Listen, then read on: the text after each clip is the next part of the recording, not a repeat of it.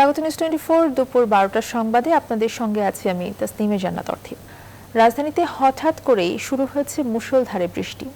মঙ্গলবার সকাল 6:30টার দিকে টিপটিপ বৃষ্টি শুরু হয়। প্রথমে মেঘের গর্জন, তারপর শুরু হয় আকাশ ভাঙা বৃষ্টি। ধীরে ধীরে এই বৃষ্টির তীব্রতা বাড়তে থাকে। এর আগে ভোর 5:15টার দিকে বৃষ্টি হয়েছিল, কিন্তু তা বেশিক্ষণ স্থায়ী হয়নি। খানিক সময়ের জন্য বিরতি দিয়ে 7টার দিকে তীব্র বৃষ্টি শুরু হয়। এদিকে হঠাৎ এমন তীব্র বৃষ্টিতে ভেসে গেছে রাজধানীর মিরপুর, প্রগতি সরণি, বাড্ডা, রাজাবাজার সহ বেশ কিছু এলাকার প্রধান প্রধান সড়ক, এবং তা পানির নিচে চলে যায়। দেখা যায় তীব্র যানজটের। এদিকে সকালে অফিসমুখী মানুষ রাস্তায় বের হয়ে পড়েন তীব্র গণপরিবহন সংকটে। ঘন্টার পর ঘন্টা দাঁড়িয়ে থেকেও নির্ধারিত গন্তব্যের গাড়ি পাননি অনেকেই।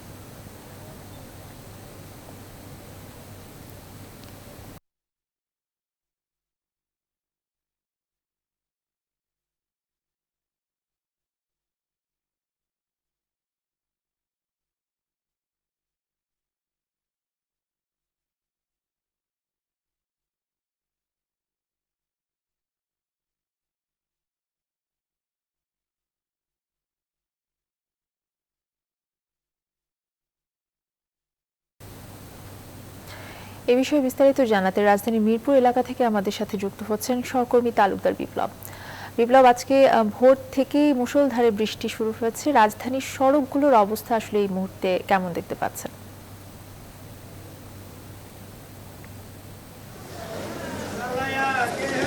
জি, আপনি ঠিকই বলেছেন যে আজ সকাল ভোর 6টা থেকে যে টানা 2 ঘন্টার যে ভারী বৃষ্টিপাতে কিন্তু রাজধানীর যে অনেক সড়ক কিন্তু পানিতে তলিয়ে গিয়েছে। এবং বিশেষ করে আপনি জানেন যে রাজধানীর এর আগ থেকে, অর্থাৎ আমরা সবসময় এই বৃষ্টির সময় দেখে আসছি যে বিশেষ করে মিরপুর, ধানমন্ডি, বনানী থেকে শুরু পুরান ঢাকার বিভিন্ন রাস্তা অলিগলিতে কিন্তু এই যে পানিতে তলিয়ে যাওয়ার যেই চিত্র, সেই চিত্রটি কিন্তু এবার এই যে টানা 2 ঘন্টা যে বৃষ্টি হয়েছে সেই বৃষ্টিতেও কিন্তু আমরা কিন্তু দেখছি। এবং একটি বিষয় কিন্তু আমি আপনাকে জানাতে চাই, কিন্তু সেটি হলো যে এবার যে সিটি কর্পোরেশন অর্থাৎ ঢাকা উত্তর এবং দক্ষিণ সিটি কর্পোরেশন যে ওয়াসার কাছ থেকে যে খালগুলো বুঝে পেয়েছিল, বুঝে পাওয়ার পরবর্তীতে তারা খালগুলো পরিষ্কার করার যে কার্যক্রম তারা চালিয়েছে। এর পরবর্তী তাদের উভয় সিটি কর্পোরেশনের মেয়রদের পক্ষ থেকে কিন্তু দাবি করা হচ্ছিল যে এবার বর্ষার তারা যেই জলাবদ্ধতা হয় রাজধানীতে, সেই জলাবদ্ধতা অনেকটাই কিন্তু কমবে এবং সেই জলাবদ্ধতার ভোগান্তি থেকে সাধারণ মানুষ কিন্তু অনেকটাই রেহাই পাবে। কিন্তু এই আজকের এই বৃষ্টিতে কিন্তু সেই মেয়রদের সেই দাবিটা কিন্তু আমরা যে ফলাফল, সে ফলাফল কিন্তু একেবারেই কিন্তু অনেকটাই কিন্তু আমরাই সেটি দেখছি না। এবং আপনি দেখছেন যে কালশির যে রাস্তাটি রয়েছে, এই রাস্তাটি যদিও উন্নয়ন প্রকল্প চলছে, তারপরে রাস্তার যে অংশটিতে আমরা রয়েছি সেই অংশটি কিন্তু বিভিন্ন যানবাহন চলাচলের জন্য কিন্তু খোলা রাখা হয়েছে। কিন্তু তার পাশের যেই রাস্তাটি রয়েছে, অর্থাৎ এই রাস্তার একটি লেন, সেই লেনটি যদিও যান চলাচল করছে না, কিন্তু এই রাস্তার একটি অংশ কিন্তু পুরোপুরি কিন্তু পানিতে তলিয়ে যাওয়ার কারণে কিন্তু এখানের যেই সার্বিক অবস্থা, সেই অবস্থার চিত্র যদি বলি, সেটা দেখছেন যে এখানে কিন্তু এর মধ্যে সিটি কর্পোরেশনের যারা পরিচ্ছন্ন কর্মী রয়েছে তারা কিন্তু এই পানি যাতে সরে যায় তার জন্য কিন্তু তাদের পক্ষ থেকে যে আশেপাশে যে ড্রেনগুলো রয়েছে সেই ড্রেনগুলো মুখ থেকে ময়লা আবর্জনা সরিয়ে দেওয়ার কাজগুলো তারা করছে।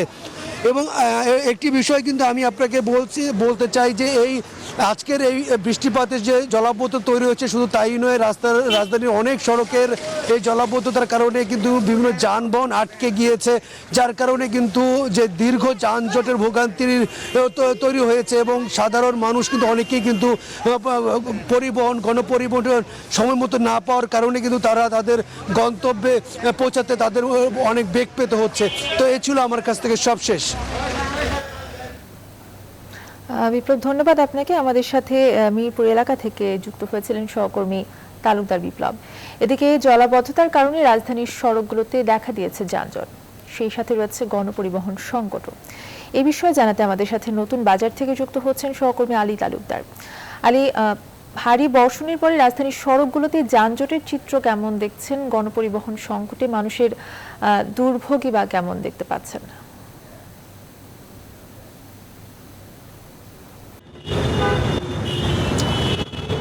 ধন্যবাদ অর্থীর রাজধানীতে মুষলধারে বৃষ্টি হলে সাধারণ এই রাজধানীর যারা নগরবাসী রয়েছেন তাদের একটি দুর্ভোগের নাম হচ্ছে যে যানজটের ভিড়ের মধ্যে তারা পড়তে হয় এবং বিভিন্ন রাস্তায় যে খোঁড়াখুড়ি সেখানে হাঁটু সমান বা কোথাও দেখা গিয়েছে যে কোমর সমান পর্যন্ত পানি, সেখানে যে যারা নগরবাসী রয়েছেন তাদের দুর্ভোগের কিন্তু কোনো শেষ নেই। আমি আপনাকে একটু চিত্র দেখাতে চাই যে এই নতুন বাজার এলাকার এই পুরো রাস্তা জুড়েই কিন্তু দীর্ঘ গাড়ির সারি এবং তারা অপেক্ষা করছেন যে কখন একটু ট্রাফিক যারা পুলিশ যারা নিয়ন্ত্রণে রয়েছেন ছেড়ে দিবেন বা যেতে পারবেন, কিন্তু তাদের সেই দুর্ভোগ কিন্তু ঘন্টার পর ঘন্টা এই রাস্তা জুড়ে রয়েছেন। যে অসংখ্য গাড়ির চাপ, পাশাপাশি যে অফিসগামী মানুষ যারা অফিসের উদ্দেশ্যে বেরিয়েছেন এই বৃষ্টির মধ্যেও তাদের মধ্যে কিন্তু অনেকটা দুর্ভোগ দেখা দিয়েছে শুধুমাত্র এই যানজটের কারণে। এবং শুধু এই বিষয়গুলো নিয়ে আইন শৃঙ্খলা রক্ষাকারী বাহিনী তারাও কিন্তু এই ট্রাফিক পুলিশের যারা রয়েছেন তারাও মাঠে রয়েছেন যে দ্রুত যেন রাস্তার যানজট নিরসন করা যায়, কিন্তু সেই বিষয়গুলো কিন্তু আমরা দেখছি যে বিভিন্ন জায়গায় রাস্তায় যেই খাড়াখন্দ রয়েছে এবং রাস্তায় যে কাজকর্মগুলো হচ্ছে সেখানে বিভিন্ন জায়গায় পানি জমে রয়েছে, সেই কারণে খুব ধীর গতিতে এই যানবাহনগুলো চলছে। এবং নগরবাসী যারা রয়েছেন যারা এই কর্মক্ষেত্রে উদ্দেশ্যে বেরিয়েছেন এই বৃষ্টির মধ্যেই তাদের যে দুর্ভোগ, সেই দুর্ভোগের চিত্র কিন্তু অনেকটা স্পষ্ট।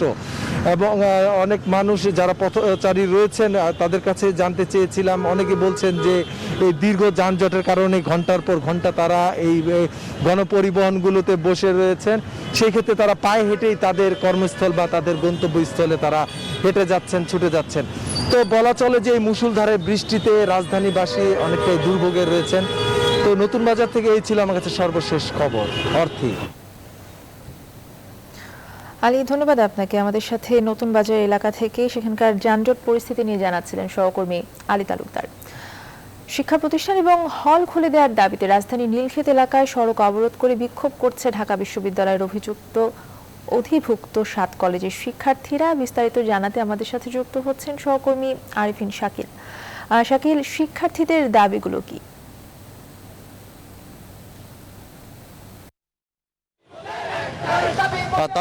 তারা মূলত হল ক্যাম্পাস খুলে দেওয়ার দাবিতে দীর্ঘদিন ধরে তারা আন্দোলন করছিলেন। আজকে তাদের পূর্ব ঘোষিত একটা সড়ক অবরোধ কর্মসূচি ছিল, কিন্তু বৈরী আবহাওয়ার কারণে সেই কর্মসূচি অনেকাংশে সীমিত করে তারা এখন মানববন্ধন করেছে। এখন বিক্ষোভ মিছিল করছেন এবং তারা নতুন করে 3 তারিখ অর্থাৎ আগামী বৃহস্পতিবার নতুন করে সড়ক অবরোধ করার কর্মসূচি ঘোষণা করেছেন।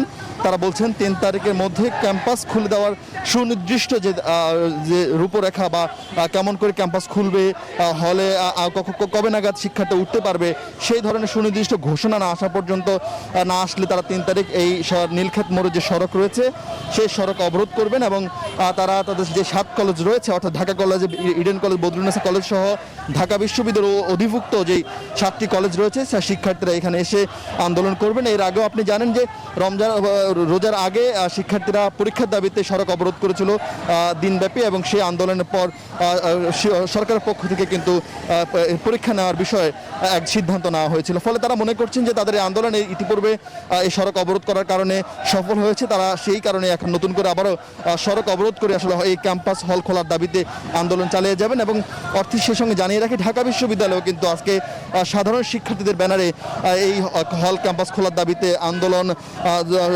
কর্মসূচি রয়েছে এবং সেটি দুপুর 2টা নাগাদ সেই কর্মসূচি দুপুর নাগাদ শুরু হবে। এবং সেখানেও কিন্তু অনেক শিক্ষার্থী এর মধ্যে রাজু ভাস্কর্যের সামনে অবস্থান নিয়েছেন। এবং আমরা আপনাদের জানিয়ে রাখি গত 3-4 দিন ধরেই মূলত শিক্ষার্থীরা প্রত্যেকটি ক্যাম্পাসের সামনে কিন্তু হল ক্যাম্পাস খোলার দাবিতে তারা জোরদার আন্দোলন চালিয়ে যাচ্ছেন।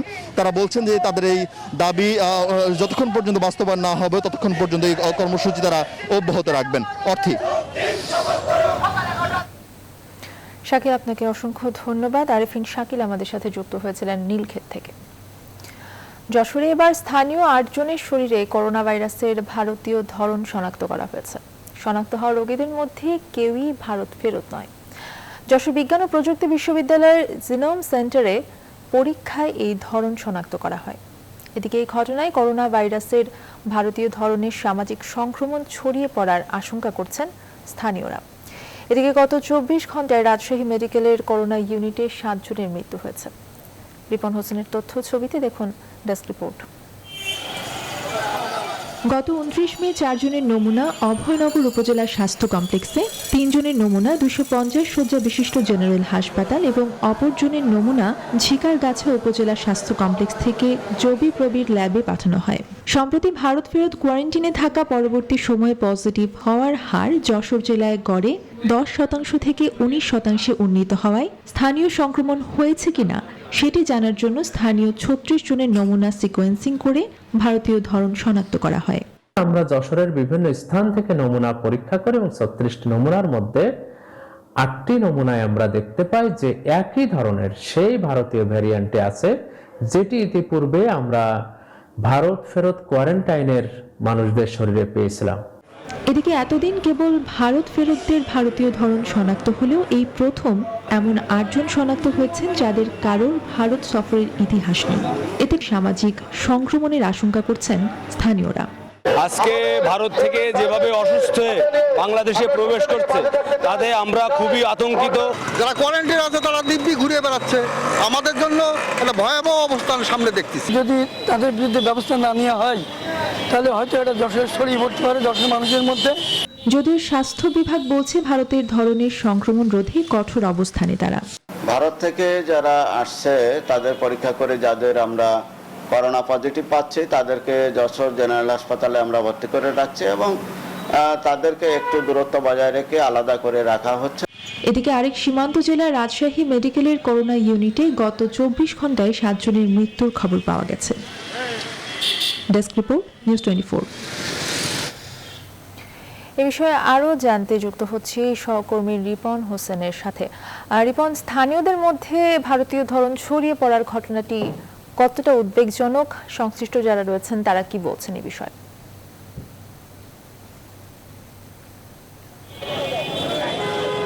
ধন্যবাদ আপনাকে। প্রশাসনের পক্ষ থেকে বলা হচ্ছে তারা বিভিন্ন পদক্ষেপ নিয়েছেন, কিন্তু আমরা মাঠের বাস্তবতায় অর্থাৎ বাজার ঘাট এবং অন্যান্য স্থানগুলোতে দেখেছি মানুষ কোনোভাবেই স্বাস্থ্যবিধি মানছেন না। এমনকি যারা বিভিন্ন হোটেলে রয়েছে কোয়ারেন্টাইনে তারাও কিন্তু বিভিন্ন মানুষের সাথে মেলামেশা করছেন প্রশাসনের চোখ ফাঁকি দিয়ে।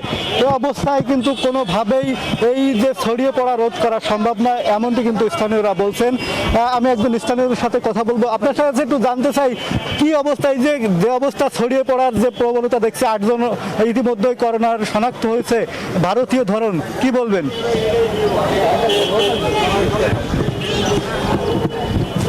আসলে করোনার রাষ্ট্রীয়ভাবে যে ঘোষণা করা হচ্ছে করোনা প্রবণ এলাকার ভিতরে যশোরের নাম, কিন্তু যশোরের প্রশাসন কি ব্যবস্থা নিয়েছে অবস্থা দৃষ্টে মনে হয় না যে যশোরে করোনার কোনো প্রভাব আছে। আসলে মানুষের চালচলনের ভিতর দিয়ে বোঝা যাচ্ছে রাষ্ট্রীয়ভাবে যত করোনার প্রভাব এর বিস্তারের ঘটনা যত বলা হোক না কেন, কিন্তু মানুষের মাঝখানে মনে হচ্ছে ভয়াবহতা কমেছে করোনার পর। কিন্তু রাষ্ট্রীয়ভাবে কোনো ব্যবস্থা যশোরের প্রশাসন মিনিমাম কোনো ব্যবস্থা নিচ্ছে বলে আমার মনে হয় না। মানুষ স্বাভাবিকভাবে চালচলনের ভিতর দিয়ে মনে হচ্ছে করোনা কোনোদিন ছিল না, একটু মাস্ক পরলে ধুলোবালি আটকায়, এই জন্য একটু মাস্ক পরতে আছে। তারপরে যারা মাস্ক ব্যবহার করছে না তাদের প্রতি যে কঠোর প্রশাসনিক যে কঠোর ব্যবস্থা গ্রহণের যে নির্দেশনা ছিল সেই নির্দেশনা কেউ মানছে না, যার জন্যে এই ভারতীয় ভ্যারিয়েন্ট যেটা দিন দিন যশোরে মারাত্মকভাবে বিস্তার ঘটেছে এবং মানুষের মাঝখানে যে ট্রান্সমিশনটা হচ্ছে এই ট্রান্সমিশনটা খুব অল্প দিনে খুব মারাত্মক জায়গায় চলে যাবে বলে আমার বিশ্বাস। আপনাকে অসংখ্য ধন্যবাদ। শুনছিলেন যে কোনো নিয়ম মানা হচ্ছে না, স্বাস্থ্যবিধি মানা হচ্ছে না, যে হোটেলগুলো রয়েছে সেইগুলোও স্বাস্থ্যবিধি মানা হচ্ছে না। তো সে কারণেই কিন্তু যে ভারতীয় যে ধরন সেটি ছড়িয়ে যাওয়ার আশঙ্কা করছিলেন বিজ্ঞানীরা, গবেষকরা, সেটি কিন্তু বাস্তবায়িত হয়েছে। গতকাল আমরা দেখেছি 8 জনের শরীরের ভারতীয় ধরন শনাক্ত হয়েছে। তো প্রশাসনের পক্ষ থেকে বারবার বলা হচ্ছে বিভিন্ন পদক্ষেপ নেওয়া হয়েছেন, জেলা প্রশাসক বলছেন যে তারা বিভিন্ন পদক্ষেপ নিয়েছেন, কিন্তু মাঠের বাস্তবতায় আমরা সেই পদক্ষেপগুলো খুব বেশি লক্ষ্য করি না। এইভাবে যদি করোনা আরও বাড়তে থাকে তাহলে কিন্তু আরও ভয়াবহ রূপ নিতে পারে। সীমান্ত দিয়ে আপনি জানেন যে প্রতিদিন প্রায় 100-র বেশি মানুষ আসছে। এ পর্যন্ত 26 যে সময়গুলো রয়েছে 26শে এপ্রিল থেকে এ পর্যন্ত প্রায় 5000 যাত্রী বাংলাদেশে প্রবেশ করছে, ফলে ভয়াবহতা কিন্তু আরও দিন গেলে বাড়ছে। তো সব মিলে এই ছিল যশোর থেকে আমার কাছে সর্বশেষ স্টুডিওতে আপনার কাছে। রিপন, ধন্যবাদ আপনাকে। যশোর থেকে সহকর্মী রিপন হোসেন আমাদের সাথে সরাসরি যুক্ত হয়েছিলেন। সীমান্তবর্তী জেলা কুষ্টিয়ায় করোনা সংক্রমণের হার বেড়েই চলেছে। সোমবার নমুনার বিপরীতে শনাক্তের হার দাঁড়িয়েছে 19%। কিন্তু সরকারি বেসরকারি কোনো উদ্যোগেই বাড়েনি করোনা মোকাবেলার সক্ষমতা। সেই অর্থে নেই আইসিইউ সাপোর্ট, পর্যাপ্ত আইসোলেশন বেড। উদ্ভূত পরিস্থিতিতে বৈঠক করেছে জেলা করোনা প্রতিরোধ কমিটি। কুষ্টিয়া থেকে জাহিদুজ্জামানের প্রতিবেদনে থাকছে বিস্তারিত। ভারত সীমান্তের জেলা কুষ্টিয়ায় তরতর করে বাড়ছে করোনা আক্রান্তের সংখ্যা, বাড়ছে শনাক্তের হার। আগের এক সপ্তাহের তুলনায় মে মাসের শেষ সপ্তাহে করোনা শনাক্তের হার বেড়েছে 33%। প্রতিদিন রোগী বাড়ছে হাসপাতালে। তবে জেলায় সব মিলিয়ে আইসোলেশন বেড আছে 100টি, নেই পরিপূর্ণ আইসিইউ। বহুতল ভবনের সুদৃশ্যমান বেসরকারি চিকিৎসা কেন্দ্রগুলোতেও নেই করোনা চিকিৎসার সুব্যবস্থা। কুষ্টিয়ায় অবশ্যই আইসিইউ এর ব্যবস্থা থাকা অত্যন্ত জরুরি। আর আইসোলেশনের বেডের সংখ্যা এখানে যে আমাদের অবস্থা আছে এর মধ্যে কিছু বাড়ানো সম্ভব, এটা বাড়িয়ে ফেলতে হবে। কুষ্টিয়া জেনারেল হাসপাতালে করোনা ওয়ার্ডের মধ্যেই বসানো হয়েছে 4 বেডের আইসিইউ। অক্সিজেন এবং চিকিৎসকের স্বল্পতা নেই, প্রয়োজন হলেই বাড়ানো যাবে বেডের সংখ্যা, বলছেন সিভিল সার্জন। উপজেলায় 20টা করে বেড আছে এবং আমাদের প্রত্যেকটা উপজেলায় 5টা উপজেলায় আমাদের 263টা অক্সিজেন সিলিন্ডার আছে। অন্যান্য যাবতীয় সরঞ্জামি এবং ইকুইপমেন্ট পিপিই সহ সেগুলো আমাদের পর্যাপ্ত মজুদ আছে। আর সেটা হাসপাতালে আমাদের সেন্ট্রাল অক্সিজেন সাপ্লাই আছে, পাশাপাশি 447টা oxygen cylinder, general oxygen cylinder আছে। অন্যান্য ওষুধও এবং জনবলও ঠিক আছে। পরিস্থিতি পর্যবেক্ষণ ও করণীয় ঠিক করতে বৈঠক করেছে জেলা করোনা প্রতিরোধ কমিটি। জাহিদুজ্জামান, নিউজ 24, কুষ্টিয়া। দেশে এসে পৌঁছেছে ফাইজারের 1,620,000 ডোজ টিকা। সোমবার রাতে হযরত শাহজালাল আন্তর্জাতিক বিমানবন্দরে পৌঁছায় এই টিকা। স্বাস্থ্য অধিদপ্তরের কর্মকর্তারা জানিয়েছেন, এসব টিকা বেলজিয়াম থেকে বাংলাদেশের উদ্দেশ্যে এসেছে, কিন্তু এগুলো কোনো দেশের তৈরি বা বেলজিয়ামেরই তৈরি কিনা সেটি নিশ্চিত করেননি। কবে থেকে দেয়া শুরু হবে সেই সিদ্ধান্ত হয়নি বলে জানান তারা। বিস্তারিত তৌহিদ শান্ত রিপোর্টে। সোমবার রাত 11:30টার দিকে এমিরেটস এয়ারলাইন্সের একটি ফ্লাইটে হযরত শাহজালাল আন্তর্জাতিক বিমানবন্দরে এসে পৌঁছায় ফাইজারের 1,620,000 ডোজ টিকা। ফাইজার বায়োএনটেকের উদ্ভাবিত করোনা ভাইরাসের এই টিকা মূলত ঢাকা শহরের মানুষকে দেয়া হবে। টিকাগুলো বুঝে নেওয়ার জন্য বিমানবন্দরে উপস্থিত স্বাস্থ্য অধিদপ্তরের কর্মকর্তারা জানান, বেলজিয়াম থেকে 18 বক্সে করে ফাইজারের এই টিকা দেশে এসেছে। এখানে 18টা বাক্সের মধ্যে ভ্যাকসিনগুলো এসছে, এটুকু আমরা বলতে পারি, এবং যথাযথ তাপমাত্রায় এটা এসছে, এটা আমরা দেখেছি। এবং এখন যে আমরা যে ক্যারিয়ারে নিয়ে যাচ্ছি, এই ক্যারিয়ারেও কিন্তু যথাযথভাবে তাপমাত্রা সংরক্ষণ করেই আমরা এখান থেকে নিয়ে যাব। যদিও তারা এখনও নিশ্চিত নন ফাইজারের টিকা কবে থেকে দেয়া শুরু হবে। যেটা হচ্ছে আলট্রা কুল রেফ্রিজারেটর, সেখানে আমরা এটা রাখতে পারবো। সেখানে রেখে তারপরে 2 to 8 ডিগ্রি পর্যন্ত থয়িং করার পরে আমরা 2 থেকে 8 ডিগ্রি পর্যন্ত আমরা 5 দিন পর্যন্ত রাখতে পারবো। এই সব 120 ঘন্টা বা 5 দিন, এই 5 দিনের মধ্যেই আমরা যেখানে আমাদের টিকাদান কেন্দ্র আছে সেখানে আমরা পৌঁছে দিয়ে সেই ভ্যাকসিনেশনটা আমরা করতে পারবো। টিকাগুলোকে বিশেষ ব্যবস্থায় মহাখালীতে জনস্বাস্থ্য ইনস্টিটিউটে রাখা হয়েছে। গত 27 মে ফাইজার বায়োএনটেকের এই টিকা জরুরি ব্যবহারে অনুমোদন দেয় ওষুধ প্রশাসন অধিদপ্তর। এই টিকা -90 ডিগ্রি থেকে -60 ডিগ্রি তাপমাত্রায় সংরক্ষণ করতে হয়। তৌহিদ শান্ত, নিউজ 24, ঢাকা। সংবাদের সময় হলো একটি বিরতির, সঙ্গে থাকুন। আবার স্বাগত, দেখছেন দুপুর 12টার সংবাদ। এবারে আমাদের নিয়মিত আয়োজন জাতীয় বাজেট। মহামারীকালের দ্বিতীয় বাজেটে কৃষি খাতকে অগ্রাধিকারের কথা বলা হলেও এটিপির আকার অনুযায়ী মাত্র 3.5% বাড়ছে এই খাতের বরাদ্দ। তবে আসছে বাজেটে কৃষি খাতে বিনিয়োগকারীদের কর অব্যাহতি এবং ছাড় দেওয়ার পরিকল্পনা রয়েছে সরকারের। এছাড়াও কৃষি যন্ত্রপাতি ক্রয়ে থাকছে বিশেষ বরাদ্দ। কৃষি অর্থনীতিবিদ এবং বিশ্লেষকরা বলছেন, সঠিক তথ্যের অভাবে বহু প্রান্তিক কৃষকের ঋণ সুবিধা না পাবার যে বঞ্চনা ছিল, সে আক্ষেপ মেটেনি। কৃষি বাজেট নিয়ে বিস্তারিত জানাচ্ছেন বাবু কামরুজ্জামান। স্বাধীনতার 50 বছরের পথ চলায় কৃষি খাতে বাংলাদেশের অগ্রগতি ঈর্ষণীয়। তলাবিহীন ঝুড়ি থেকে কেবল খাদ্যে স্বয়ংসম্পূর্ণ নয়, গেল 5 দশকে রীতিমতো নীরব বিপ্লব ঘটেছে গ্রামীণ অর্থনীতি ও কৃষি খাতে। যার বড় প্রমাণ মিলেছে মহামারী করোনায়। এই দুর্যোগকালে তাই টিকে থাকার সবচেয়ে বড় নির্ভরতা ছিল কৃষি। আসছে বাজেটে খাদ্য নিরাপত্তা নিশ্চিত করতে কৃষিকে বাড়তি অগ্রাধিকারের কথা বলা হচ্ছে। তবে এরই মধ্যে অনুমোদিত 2.25 লাখ কোটি টাকার উন্নয়ন বরাদ্দের মাত্র 3.5% জুটেছে কৃষির ভাগ্যে। টাকার অঙ্কে যা 7,500 কোটি টাকার কিছু বেশি। কৃষিতে যে ভর্তুকির কথা বলা হয় মূলত এটা বিনিয়োগ, কারণ কৃষকরা তার 10 গুণ ফেরত দেয়।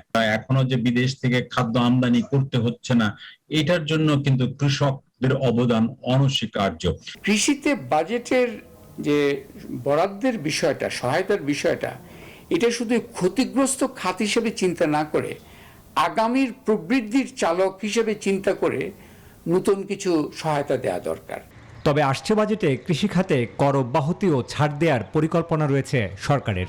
এ খাতে বিনিয়োগ উৎসাহিত করতে শাকসবজি, ফলমূল ও দুগ্ধজাত পণ্য প্রক্রিয়াজাতকরণ এবং কৃষিযন্ত্র তৈরিতে আগামী অর্থ বছরে নতুন বিনিয়োগকারীরা পেতে পারেন 10 বছরের কর অবকাশ সুবিধা। এছাড়া আগামী বাজেটে কৃষি যন্ত্রপাতি ক্রয়ে বরাদ্দ থাকছে 680 কোটি টাকা।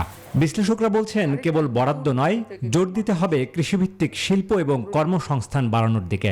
আগামীতে বাংলাদেশের অর্থনৈতিক কৌশলে এই আভ্যন্তরীণ খাতগুলোকে আরো বেশি গুরুত্ব দিতে হবে। যান্ত্রিকীকরণের ক্ষেত্রে হতে পারে, কৃষি উদ্যোক্তাদের যে প্রশিক্ষণ, স্টার্ট আপ ফান্ড ইত্যাদি হতে পারে। কৃষি প্রোডাকশন বাড়ানোর জন্য যত রকমের সুবিধা আমরা আগেও দিয়েছি। দ্বিতীয়, মেকানাইজেশন। আমাদের শ্রমিকের অভাব হয় কৃষিতে, সেই জন্য মেকানাইজেশনটাকে গুরুত্ব দিতে হবে। মেকানাইজেশন যাবত যে ফান্ডটা আমরা দিয়েছিলাম সেটা দিয়ে যেতে হবে। বিবিএস এর করা শ্রমশক্তি জরিপ বলছে এমন প্রত্যাশা যৌক্তিক, কারণ দেশের মোট শ্রমশক্তির প্রায় 41% এখনও কৃষিভিত্তিক কাজের সাথেই জড়িত।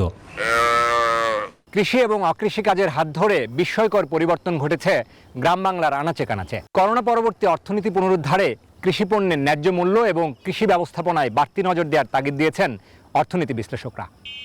বাবু কামরুজ্জামান, নিউজ 24, রূপগঞ্জ, নারায়ণগঞ্জ। খুলনার কয়রা উপজেলায় ঘূর্ণিঝড় ইয়াসের প্রভাবে লবণ পানি ঢুকে বিষাক্ত হয়ে পড়েছে বিস্তীর্ণ এলাকার পরিবেশ। লবণ পানিতে এরই মধ্যে জমিতে থাকা ফসল, খড়কুটো, জলজ উদ্ভিদ এবং পুকুর ঘেরের মাঝে পচন ধরে দুর্গন্ধ ছড়াচ্ছে। কাজে পানিতে ভেসে থাকা পোকামাকড় খেয়ে মারা যাচ্ছে হাঁস মুরগিও। আর মানুষের শরীরে দেখা দিয়েছে চর্ম এবং পানিবাহিত রোগ। এই অবস্থায় উপকূলে পরিবেশ রক্ষায় সরকারি উদ্যোগ গ্রহণের দাবি বিশ্লেষকদের। শামসুজ্জামান শাহিনের তথ্য ছবিতে দেখুন ডেস্ক রিপোর্ট। ঘূর্ণিঝড় ইয়াসের প্রভাবে বেড়িবাঁধ ভেঙে গত কয়েকদিন ধরে লবণ পানিতে তলিয়ে আছে খুলনার উপকূলের কয়রা পাইকগাছার বিস্তীর্ণ এলাকা। এতে চিংড়ি ও সাদা মাছের ঘের, পুকুরের রুই, কাতলা, তেলাপিয়া সহ কার্প জাতীয় মাছ মরে পচতে শুরু করেছে। এতে চারপাশে ছড়াচ্ছে দুর্গন্ধ। স্থানীয়রা বলছেন, নদীর পানির অতিরিক্ত লবণাক্ততায় মিষ্টি পানির মাছ ও মাছের পোনা মারা যাচ্ছে। সেই সাথে বিষাক্ত পানিতে মারা যাচ্ছে হাঁস মুরগিও। বাধ্য হয়ে নামমাত্র মূল্যে মুরগি, গরু, ছাগল বিক্রি করে দিয়েছেন অনেকে মরা মাছ, হাঁস মুরগি মাটি চাপা দিতে শুরু করেছেন। ইয়াসের প্রভাবে নোনা পানি, মিষ্টি পানি পুকুরে ঢুকে মিষ্টি পানির মাছগুলো সব মারা গিয়েছে। এই পানি পান করছে আমাদের হাঁস মুরগি, গরু ছাগল খেয়ে সেই হাঁস মুরগিগুলো মারা যাচ্ছে। ব্যাপক ক্ষতি করে আমার 30,000 টাকা আর ঘের ভেড়ি, ঘর দরজা সব তো শেষ। এদিকে এলাকায় বিশুদ্ধ পানির অভাবে দুর্গন্ধযুক্ত পানি হাত, মুখ ও কাপড় ধোয়ার কাজে ব্যবহার করায় চর্মরোগ ছড়িয়েছে। অনেকেই আক্রান্ত হয়েছেন ডায়রিয়ায়। রোগ জাতীয় ঘা, পাঁচড়া এই জাতীয় রোগগুলো হচ্ছে এবং আমাদের পানিরও তীব্র সংকট। মৎস্য কর্মকর্তারা বলছেন, নদীর পানিতে লবণের মাত্রা স্বাভাবিকের চেয়ে দ্বিগুণ থাকায় তা সহ্য করতে না পেরে মাছ ও মাছের পোনা মারা যাচ্ছে। এদিকে দুর্গত অঞ্চলের পরিবেশ দূষণকে সর্বোচ্চ গুরুত্ব দিয়ে পদক্ষেপ গ্রহণের দাবি জানিয়েছেন বিশ্লেষকরা। Desk report, news 24। কক্সবাজার সমুদ্র সৈকতে পর্যটকদের বিনোদনের জন্য ব্যবহৃত ঘোড়াগুলো পড়েছে চরম খাদ্য সংকটে। ফলে ঘোড়াগুলোকে শহরে ছেড়ে দিয়েছেন মালিকরা। রাস্তাঘাটে নালা নর্দমার খাবার খেয়ে অসুস্থ হয়ে একের পর এক ঘোড়া মারা যাচ্ছে। তবে ঘোড়া মালিকদের এমন আচরণে ক্ষুব্ধ স্থানীয়রা। এদিকে জেলা প্রশাসন বলছে খাদ্য সংকটের কথা বিবেচনা করে ঘোড়ার মালিকদের 2 দফা খাদ্য সহায়তা দেওয়া হয়েছে। কক্সবাজার থেকে আয়ুবুল ইসলামের তথ্যচিত্রে দেখুন ডেস্ক রিপোর্ট। কক্সবাজার সমুদ্র সৈকতে বেড়াতে আসা পর্যটকদের বিনোদনের জন্য দীর্ঘদিন ধরে 55টি ঘোড়া ব্যবহার হয়ে আসছে। পর্যটকদের বিনোদন দেওয়ার পাশাপাশি বিয়ের অনুষ্ঠান ও বিভিন্ন উৎসবেও ঘোড়াগুলোর ব্যবহার হয়, যার বিনিময়ে 55 জন কর্মচারী চাকরির পাশাপাশি ঘোড়া মালিকরা আয় করেন বিপুল অর্থ। এসব অর্থ দিয়ে নিজেদের সংসার আর ঘোড়াদের লালন পালন করেন তারা। কিন্তু লকডাউন এবং সমুদ্র সৈকত সহ বিনোদন কেন্দ্রগুলো বন্ধ থাকায় খাবার দিতে হিমশিম খান ঘোড়া মালিকরা। তাই তারা ঘোড়াগুলোকে ছেড়ে দিয়েছিলেন শহরে। রাস্তাঘাটে নালা নর্দমার বিভিন্ন খাবার খেয়ে অসুস্থ হয়ে একের পর এক মারা যাচ্ছে এসব ঘোড়া। এখন আমরা নিজের গাইতে পারছি না, ঘুরে গাইতে পারছি না, এখন পর্যটক আসে না মানুষ এখানে। আমরা এখন অনেক কষ্টতে আছি, আমাদের মালিকও অনেক কষ্টতে আছে, এখন আমাদেরকে খাওয়াবো নাকি উনি খাবে। এদিকে ঘোড়াগুলোর খাবারের ব্যবস্থা না করে শহরে ছেড়ে দেয় ক্ষুব্ধ কক্সবাজার বন ও পরিবেশ সংরক্ষণ বিভাগ। এই ঘোড়াদের প্রতি মালিকদের অমানবিক আচরণ করা হচ্ছে, তাদের খাদ্য দেওয়া হচ্ছে না, যার কারণে এই ঘোড়াগুলো মৃত্যুবরণ করছে। সেই জন্য আমি ঘোড়ার মালিকদের বিরুদ্ধে ব্যবস্থা নেওয়ার জন্য দাবি জানাচ্ছি। জেলা প্রাণী সম্পদ অধিদপ্তর জানায়, ঘোড়ার মৃত্যুর ঘটনা তদন্তে 3 সদস্য বিশিষ্ট একটি কমিটি গঠন করা হয়েছে। যদি কেউ কোনো ধরনের সহযোগিতা, বিশেষ করে চিকিৎসা সহযোগিতার জন্য আসে, আমরা তাদেরকে সার্বক্ষণিক সহযোগিতা দিচ্ছি এবং আমার ভেটেরিনারি সার্জনকে প্রদান করে আমি একটা তদন্ত টিম গঠন করে দিয়েছি। পর্যন্ত কয়েকটি ঘোড়া মারা গেছে সেটা খুঁজে দেখা চলবে। অন্যদিকে কক্সবাজার জেলা প্রশাসক বলছেন, লকডাউনে জেলার 55টি ঘোড়ার জন্য 2,12,000 টাকার বরাদ্দ দেওয়া হয়েছে। ঘোড়ার মালিকদের সাথে আমাদের যোগাযোগ আছে এবং আমরা তাদেরকে বলেছি যে আরো যদি কোনো ঘোড়া কোথাও থেকে থাকে তারা নোটিশ দিবে। এ পরিস্থিতিতে ঘোড়াদের খাবারের জন্য বরাদ্দ বাড়ানোর দাবি ঘোড়া মালিক আর লালন পালনকারীদের। Desk report, news 24। দেশে প্রথমবারের মতো 2 থেকে 3 ইঞ্চি ফুটো করে MICS পদ্ধতিতে হার্টের ডাবল ভালভ প্রতিস্থাপন করেছেন জাতীয় হৃদরোগ ইনস্টিটিউটের ডাক্তার আশরাফুল হক সিয়াম। গেল 25 মে তার নেতৃত্বে একদল তরুণ চিকিৎসক সফলতার সাথে 2টো ভালভ প্রতিস্থাপন করেন। হৃদরোগে আক্রান্ত ময়মনসিংহের নারী হাসিনা অপারেশন শেষে এখন সম্পূর্ণ সুস্থ। আরও জানাচ্ছেন মাসুদা লাবুনি। MICS পদ্ধতিতে হার্টের ভালভ প্রতিস্থাপন করা হয় মূলত হার্টে মাত্র 2 থেকে 3 ইঞ্চি ফুটো করে নতুন ভালভ প্রতিস্থাপনের মাধ্যমে। আর 2টি নষ্ট ভালভই সফলভাবে এই পদ্ধতিতে প্রথমবারের মতো স্থাপন করেছেন বাংলাদেশের চিকিৎসকরা। 30 বছর বয়সী হাসিনা দীর্ঘদিন ধরেই হার্টের সমস্যা ছাড়াও ভুগছিলেন বিভিন্ন জটিলতায়। তার হার্টের 2টো ভালভই নষ্ট ছিল। MICS পদ্ধতিতে সেই ডাবল ভালভ প্রতিস্থাপন করা হয়েছে। এখন সম্পূর্ণ সুস্থ আছেন হাসিনা, জানান আগের কোনো সমস্যা নাই। শরীর দুর্বলের লাগে ডেট পাসাইছে আর ব্লাড যেহেতু বেশি আমার অপারেশন করার পরে থেকে ব্লাড অন্য গেছে না, ভালোই আছি। গত 25 মে জাতীয় হৃদরোগ ইনস্টিটিউটের কার্ডিয়াক সার্জারি বিভাগের সহযোগী অধ্যাপক ডাক্তার আশরাফুল হক সিয়ামের অধীনে সরকারি খরচে এই সফল অস্ত্রোপচার হয়। সেখানে 4 থেকে 5 ঘন্টায় 8 থেকে 10 জন চিকিৎসকের দল অপারেশন করেন। এর আগেও দেশে এই পদ্ধতিতে ভালভ প্রতিস্থাপিত হলেও ডাবল ভালভ প্রতিস্থাপন করা হলো এবারই প্রথম। 4-5 জন তো আছেনই, আরো ভর্তি হওয়ার জন্য আসছেন। আমরা এদেরকে প্রিপারেশন নিয়ে আমাদের ইচ্ছা আছে সবাইকে আমরা এভাবে 2 থেকে 3 ইঞ্চি ফুটো করে ভালভ প্রতিস্থাপন করে দেব। অপারেশনের নেতৃত্ব দেয়া ডাক্তার জানান, এটি একটি জটিল অস্ত্রোপচার। আগামীতে এই পদ্ধতিতে আরও রোগীর ভালভ প্রতিস্থাপনে আশাবাদী তিনি। জানান, বিশ্বের বিভিন্ন দেশে প্রশিক্ষণ নেয়ার পর এই পদ্ধতিতে ভালভ প্রতিস্থাপনের সিদ্ধান্ত নেন এবং সফল হন। লাস্ট 2-3 বছর থেকে আমরা ফ্রি দেওয়ার চেষ্টা করছি, অক্সিজেনেটর ফ্রি। ডাবল ভালভ আসলে একটা জটিল বিষয়, জটিল ব্যাপার। অনেক রোগীদেরই ক্যাজুয়ালিটি হয়, মর্টালিটি বেশি হয়, কিন্তু আল্লাহর রহমতে আমি যখন থেকে করি আমার হাতে আল্লাহর রহমতে আমাদের ডাবল ভালভে ক্যাজুয়ালিটি নাই বললেই হয়। এই ধরনের কসমেটিক সার্জারির সুবিধা হলো রোগীর রক্তক্ষরণ এবং ব্যথা কম হয়, দ্রুত সুস্থ হয়ে ওঠেন রোগী। মাসুদা লাবনী, নিউজ 24, ঢাকা। 260 প্রজাতির মধ্যে 64 প্রজাতির বিলুপ্তপ্রায় মাছের মধ্যে ট্যাংরা, গুলশা, পাবদা এবং বৈরালী সহ 24টি দেশীয় প্রজাতির মাছের কৃত্রিম প্রজননের মাধ্যমে পোনা উৎপাদন সাফল্যের পর এবার ঢেলা মাছের কৃত্রিম প্রজননে সফল হয়েছে বাংলাদেশ মৎস্য গবেষণা ইনস্টিটিউট BFRI। চলমান করোনার মধ্যে ইনস্টিটিউটের স্বাদুপানি কেন্দ্রের গবেষকরা দেশে প্রথমবারের মতো এই সাফল্য অর্জন করেন। ময়মনসিংহ থেকে সৈয়দ নোমানের তথ্য ছবিতে ডেস্ক রিপোর্ট। একসময় দেশের নদ নদী ও হাওর বিলে প্রচুর পরিমাণে ঢেলা মাছ পাওয়া যেত। বৈশ্বিক জলবায়ু সহ নানা সমস্যায় ঢেলা মাছের প্রজনন ও বিচরণ ক্ষেত্র বিনষ্ট হয়ে যাওয়ায় এ মাছটি বিলুপ্তির তালিকায় চলে আসে। ফলে ঢেলা মাছ এখন প্রায় দুষ্প্রাপ্য। তবে BFRI এর গবেষকদের দাবি, 2 বছরের গবেষণায় কৃত্রিম প্রজননের মাধ্যমে প্রথমবারের মতো তারা ঢেলা মাছের পোনা উৎপাদনের সক্ষমতা অর্জন করেছে। আমাদের যে মেল মাছটা এইটা হচ্ছে খুব কম পাওয়া যায়, যার ফলে আমাদের কৃত্রিম প্রজননে একটু সমস্যা দেখা যায়। কিন্তু এই সমস্যার পরেও আমরা এর ব্রিডিংয়ের সফলতা অর্জন করে আমরা অত্যন্ত খুশি। মে থেকে জুন মাস পর্যন্ত এর সর্বোচ্চ প্রজনন মৌসুম। এই উদ্দেশ্য এটা জানার পরে আমরা এপ্রিল মাসের শেষের দিকে ঢেলা মাছকে আমরা হরমোন ইনজেকশন প্রয়োগ করে কৃত্রিম প্রজননের মাধ্যমে এর পোনা উৎপাদনে সফলতা পাই। গবেষকরা জানান, ঢেলা মাছে রয়েছে প্রচুর পুষ্টিগুণ যা করোনা প্রতিরোধেও সহায়ক। করোনার মধ্যে রোগ প্রতিরোধ ক্ষমতায় জিঙ্ক অত্যন্ত ইম্পর্ট্যান্ট এবং ঢেলা মাছের মধ্যে রয়েছে প্রচুর পরিমাণে জিঙ্ক আছে, যেটা আমাদের রোগ প্রতিরোধ ক্ষমতা বৃদ্ধি করতে সহায়তা করবে। গত 12 বছরে কৃত্রিম প্রজননের মাধ্যমে বিলুপ্তপ্রায় মাছের উৎপাদন বেড়েছে 4 গুণ। দেশীয় ছোট মাছকে খাবার টেবিলে ফিরিয়ে আনার লক্ষ্যে গবেষণা অব্যাহত রয়েছে বলে জানালেন এই কর্মকর্তা। সর্বশেষ আমরা ঢেলা মাছের প্রজনন কৌশল উদ্ভাবন করেছি। আমাদের ইচ্ছা হচ্ছে সকল দেশীয় মাছকে, যেগুলি বিলুপ্তির তালিকায় আছে, সেগুলিকে আমাদের খাবার টেবিলে ফিরিয়ে আনা।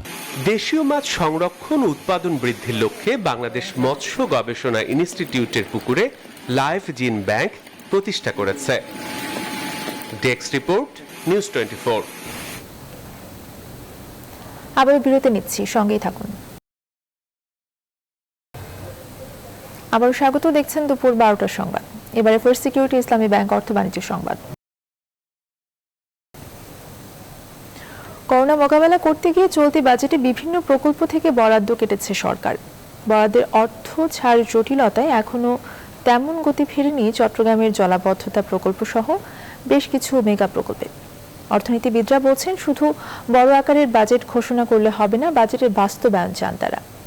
এদিকে ব্যবসায়ীদের সংগঠন চট্টগ্রামে চেম্বার অফ কমার্সের দাবি, চলমান মেগা প্রকল্প যেন কোনোভাবে থমকে না যায় সেদিকেই সুনজর রেখে এবারের বাজেট চান তারা। চট্টগ্রাম থেকে আরো জানাচ্ছেন নয়ন বড়ুয়া জয়। চট্টগ্রামের জলবদ্ধতা নিরসন প্রকল্প বাস্তবায়ন করছে সিডিএ। চলমান আছে এলিভেটেড এক্সপ্রেসওয়ে, বাইজিট লিঙ্ক রুট সহ আরও 8টি ছোট বড় প্রকল্প। সিডিএর জন্য চলতি অর্থ বছরে প্রকল্প বরাদ্দ ছিল 1700 কোটি টাকা। বছর শেষে এখান থেকে 300 কোটি টাকা কেটে নেওয়া হয়েছে করোনা মোকাবিলায়। চট্টগ্রাম শহরের জলবদ্ধতা নিরসন কল্পে আমরা 2টো প্রকল্প হাতে নিয়েছি এবং চট্টগ্রামে elevated expressway, loop road, ring road সহ যে সমস্ত প্রকল্প চলছে, ওই প্রকল্পগুলো কাজগুলো আমরা আগামী 2 বছরের মধ্যে শেষ করার টার্গেট নিয়েছি। প্রকল্পের সময় বাড়লে বাড়বে ব্যয়, তাই মেগা প্রকল্পগুলোর দ্রুত বাস্তবায়ন চান চট্টগ্রাম চেম্বার নেতারা। যে সমস্ত বৃহৎ প্রকল্পগুলো আছে সেই প্রকল্পগুলোতে যাতে বাজেটে কোনো ঘাটতি না থাকে এবং অন টাইমে যাতে শেষ করা যায় এবং অন টাইমে শেষ করতে হবে। করার জন্য যদি কোনো এডিশনাল টাকা যদি বাজেট দিতে হয়, তাহলে এই বাজেটটা দিয়ে এই চলমান প্রজেক্টগুলোকে আমাদের অন টাইমে শেষ করতে হবে। এদিকে অর্থনীতিবিদরা বলছেন, বড় আকারের বাজেট দেওয়ার চেয়ে বাস্তবায়ন জরুরি। বাজেটের অংশই আইডিপি, তার বাস্তবায়ন কিন্তু এই বিগত কয়েক বছর থেকে এই বছর কিন্তু অনেক পিছিয়ে আছে। বাজেটের বাস্তবায়ন একটা বিরাট বিষয়। এবারের বাজেটের প্রণোদনা বা সহায়তা ক্ষেত্রে ক্ষুদ্র ও মাঝারি শিল্প খাতের পাশাপাশি সেবাধর্মী বেসরকারি প্রতিষ্ঠানগুলোকে গুরুত্ব দেওয়ার দাবি অর্থনীতিবিদ ও ব্যবসায়ীদের। নয়ন বড়ুয়া জয়, নিউজ 24, চট্টগ্রাম। এবারে আন্তর্জাতিক প্রসঙ্গ। নতুন নাম পেল করোনার ভারতীয় ধরন। এটিকে ডেল্টা ভ্যারিয়েন্ট হিসেবে আখ্যায়িত করা হবে বলে জানিয়েছে বিশ্ব স্বাস্থ্য সংস্থা। সোমবার বিশ্ব স্বাস্থ্য সংস্থার পক্ষ থেকে করোনার এই ধরনের নতুন নাম দেওয়া হয়। এছাড়া ভারত সরকার করোনার টিকা রপ্তানিতে নিষেধাজ্ঞা দেওয়ায় বিশ্বের 91টি দেশের উপর এর মারাত্মক প্রভাব পড়েছে বলে সংস্থাটি জানিয়েছে। তবে ভুল তথ্য ছড়ানো এবং সাধারণ মানুষের উদ্দেশ্যে ভুল বার্তা দেওয়ার অভিযোগে বিশ্ব স্বাস্থ্য সংস্থার প্রধান বিজ্ঞানী সৌম্যা স্বামীনাথকে আইনি নোটিশ পাঠিয়েছে ইন্ডিয়ান বার অ্যাসোসিয়েশন। এদিকে করোনায় বিশ্বে একদিনে আক্রান্ত হয়েছে 3,55,000, প্রাণহানি হয়েছে 7,765 জনের। ভারতে একদিনে মৃত্যু হয়েছে 2,782 জনের, কমেছে আক্রান্তের সংখ্যা। বিশ্বজুড়ে এখন পর্যন্ত মোট আক্রান্ত হয়েছে 17,14,00,000 মানুষ, আর মোট মৃত্যু সংখ্যা ছাড়িয়েছে 35,64,000।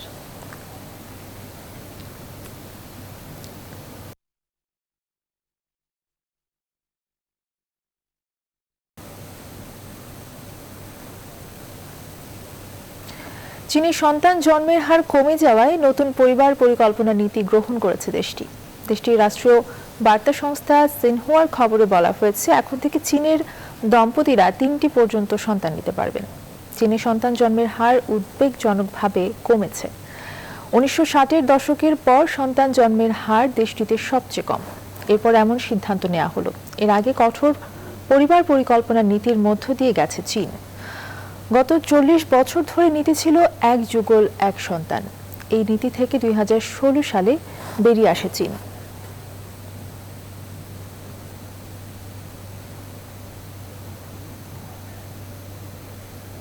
সময় হলো আরো একটি বিরতির, সঙ্গেই থাকুন।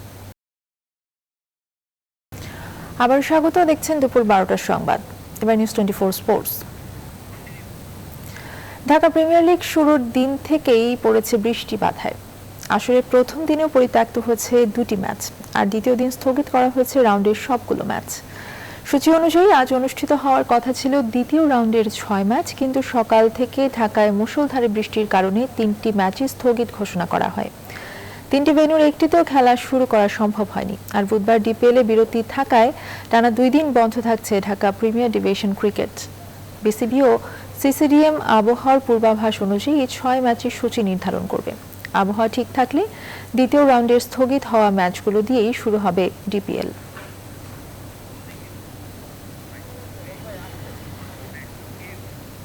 এই ছিল এখনকার আয়োজন। এতক্ষণ সঙ্গে থাকায় ধন্যবাদ সবাইকে।